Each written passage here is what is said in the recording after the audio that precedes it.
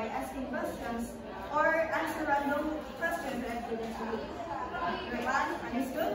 Yes. The next is, I need you to be diligent, put all your efforts in doing your task. It's either smaller task or bigger task. Next is, understand each other's perspective and needs. Since we are unique because of our differences, so we also have different perspectives. So we must respect each other's perspectives, which is important. And next is courtesy, or treat others and each respect and kindness. So I want you all to be respectful or like show courtesy whenever you approach your classmates, teachers, but not just here in school, but also outside the school. Because ang butan ng bata is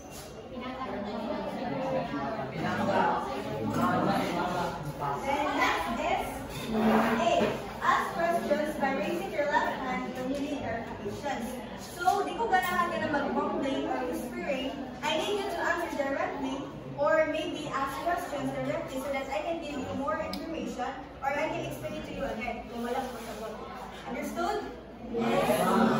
Then next is truthfulness and honesty. So, I hate or cheating because I want my classroom to promote honesty because honesty is the best policy. So very good. The next is inclusivity. So I want you all to value every classmate. I want you all to value every classmate, every classmates because inclusivity is atong ibalita nato ng classmate is para mag-motivate siya, kaya dapat ang impact or mag-give o positive impact sa inyong classmates which is ma-eager na siyang learn. Because no one is being left behind when it comes to learning. So, next is orderliness. So, I want, before you enter the classroom or before you sit, I want you to clean then arrange your seats. Because if our surroundings is organized, then you can make it more productive and easy to around that. Then next is no bullying. So I don't tolerate bullying because this is an inclusive classroom and I want everyone to respect each other. So these are my classroom rules. So now I know that your energy level for today is at its lowest. So let's play some games now. So my game is called Traveling Club. So the mechanics is form a circle. So I need all the seats to put aside.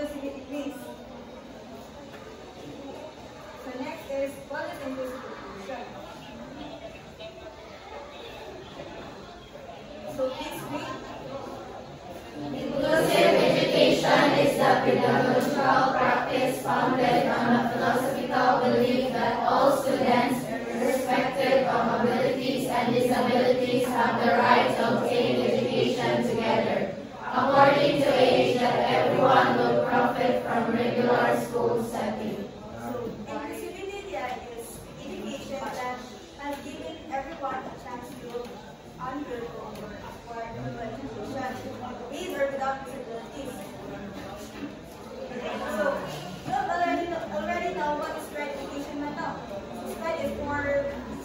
swap, or each month. But before that is, one of the education of the connection is inclusive education.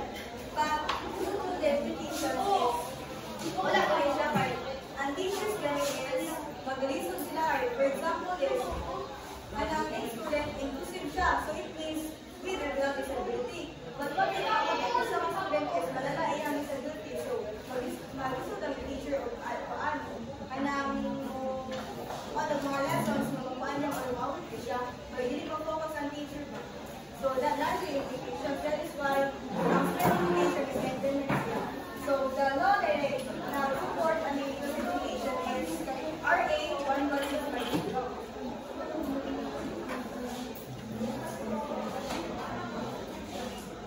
So inclusive education. So question: what does it mean to create an inclusive education system? So this question is a process I'm going to face, which is why inclusive education will not implement directly because of the different perspectives coming from various theories. So now at this point, we're going to take a peek and understand each theory's critical views.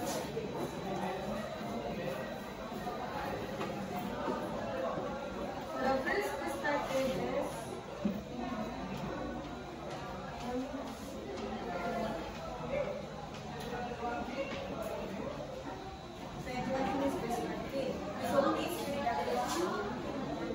reactionism asserts that inclusive education can be a sound intervention for all students to have a meaningful social life and sound social activity.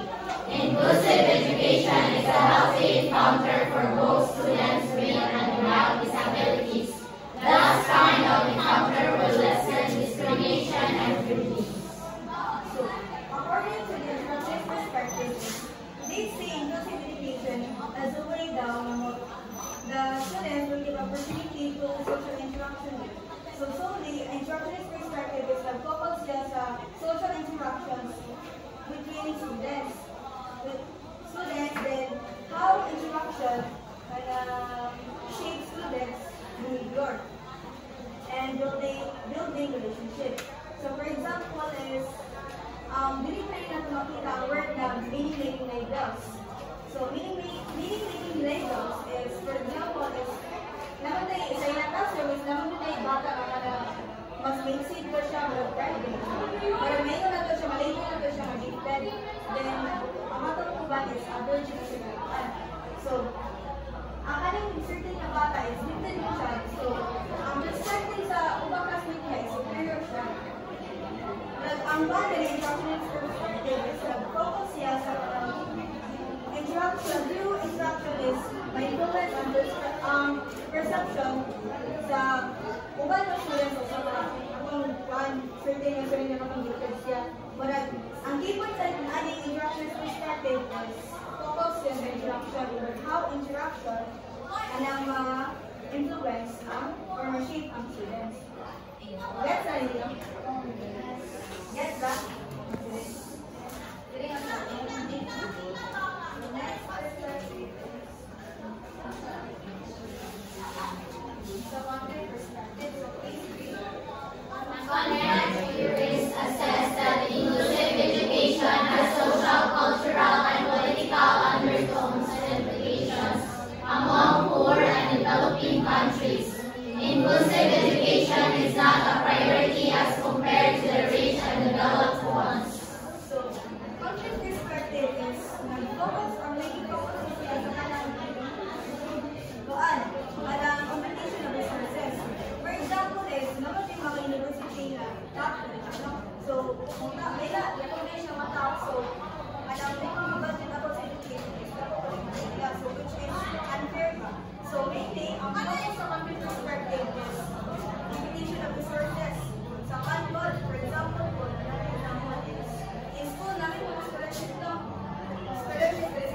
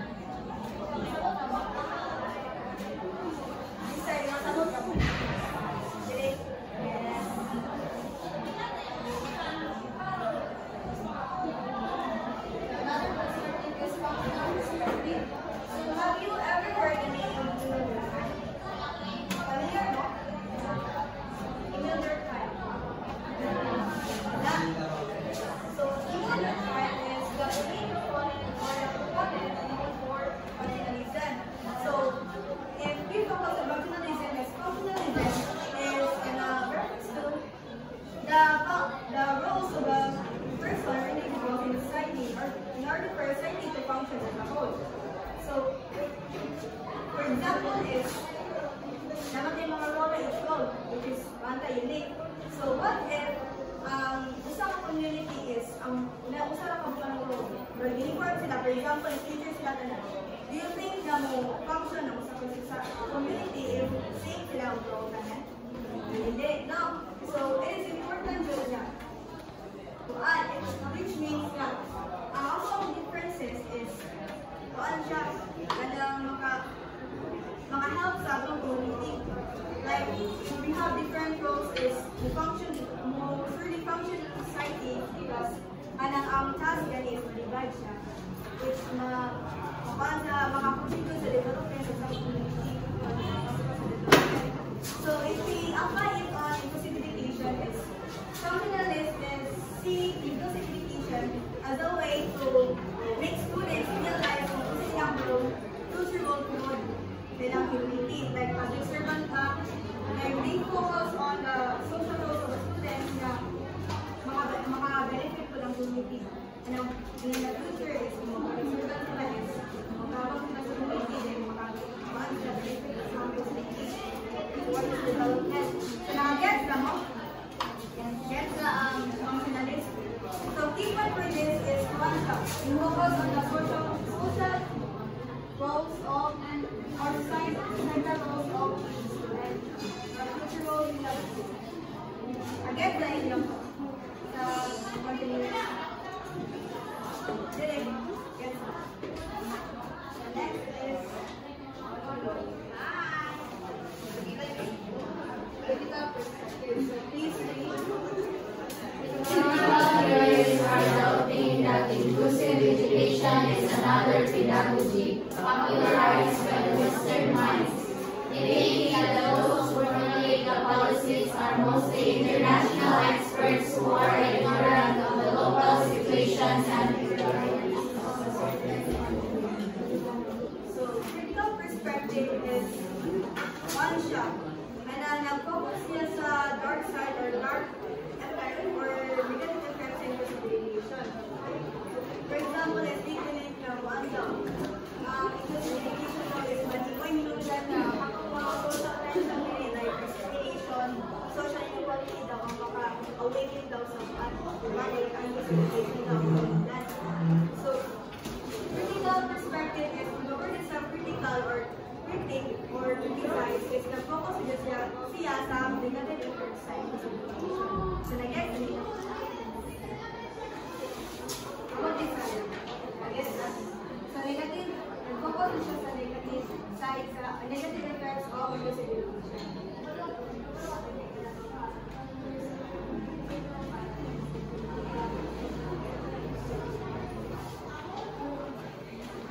The last perspective is human rights perspective. So please read. Education aligns with human rights principles, recognizing the inherent dignity and worth of every individual. At the core of inclusive education lies the belief that all individuals, regardless of their abilities or disabilities, have the right to access quality education. If we apply it as human rights everyone has the right to education. On the word diversity, kung sabi ni acronym or minsan, the letters are inclusive.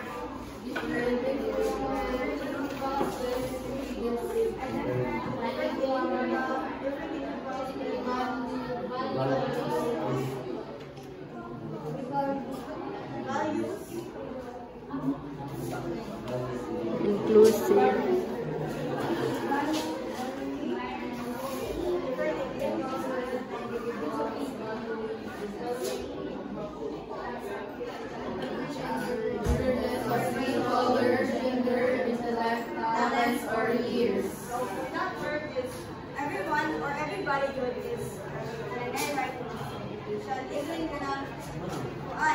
education is timeless and boundless. So there's no time for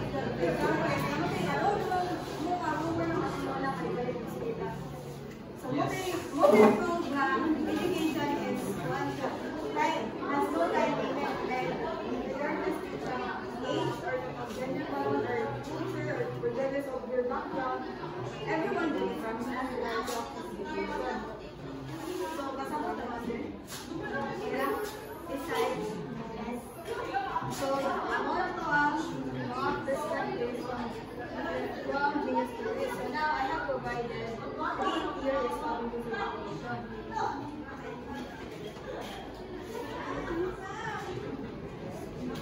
So the first theory is to make the reason based inclusive education.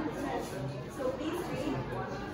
Focus on how to provide instruction and community courses are effective for students with special needs in general education classrooms.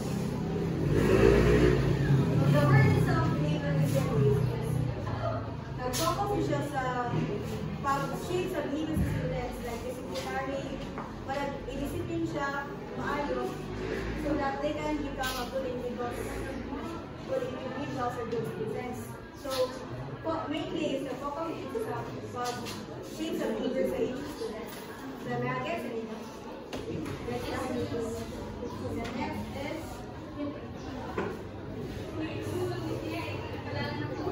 cognitive inclusive education practices. So, please read.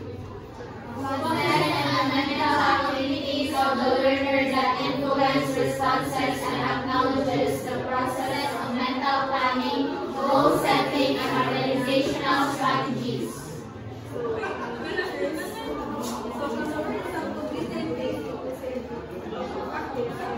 Teachers focus on formulating strategic teaching strategies when a focus on cognitive or mental aspects of it. For example, is use ng mga activities that could harness or that could develop their cognitive skills or anything skills. So, okay, so nag-get na ninyo? Nag-focus siya sa kanang intellectual or yes, na? Yes? Okay, yes, na? So the last one is constructivism-based education. So please read. Creating cognitive goals that reflect the wisdom of the culture in which they are used, as well as the insights and experiences of learning. So in this practice is teachers focus on constructing the knowledge of each student. For example, is teachers mainly focus with commonly utilize differentiated instruction and maybe scaffolding methods. Like in scaffolding methods is teachers will demonstrate the given activity but later on the students na pinag-grade pagbuhaton na. So, constructivism-based education is nag-focus siya sa pag-shape sa students, on knowledge of students, then apply it sa real-world application. So, nag-get na rin ang constructivism. The construction of knowledge it is. Get na. So, those are the 3 theories of education. So, to end it without learning those more bad. So, overall, I need you to keep it in mind that despite those different perspectives, everyone should have their education. You agree with me? Yes! So, that's all.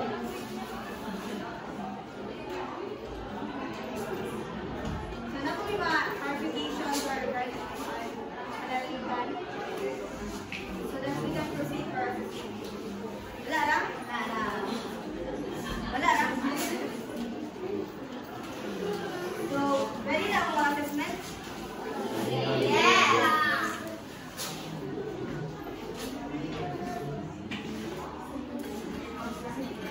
So, record, isa na nito po ang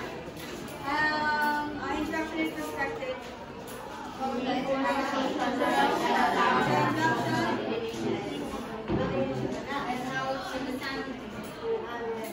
How about the functionalist perspective?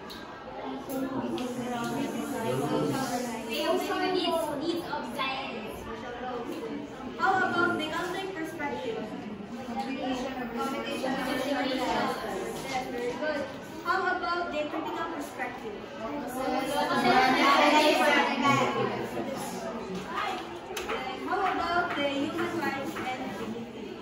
So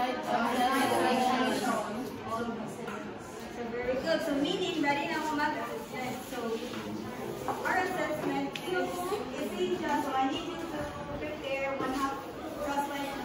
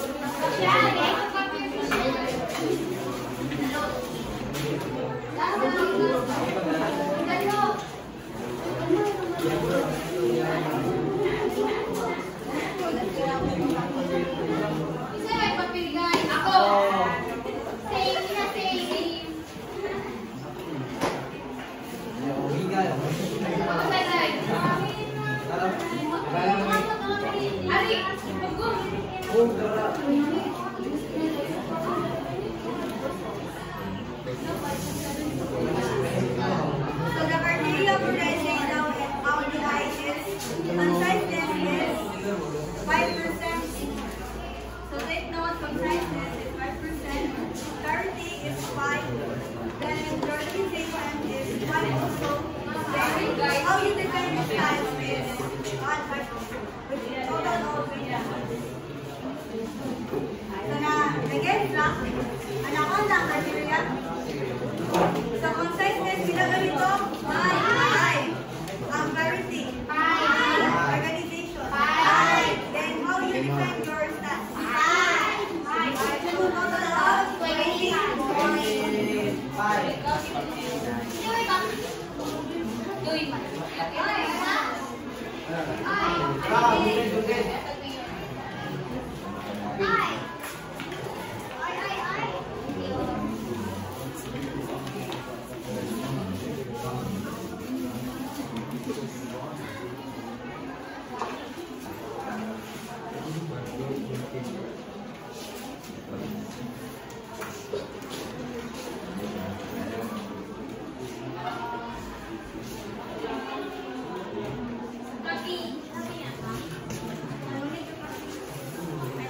So I will give you 20 minutes. 20 minutes, okay lang? 20 minutes.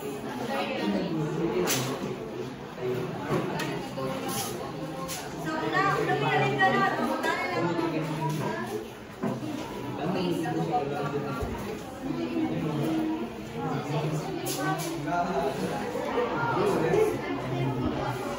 Susunod bangin mo.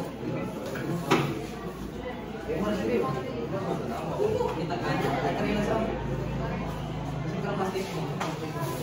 Bukas niya.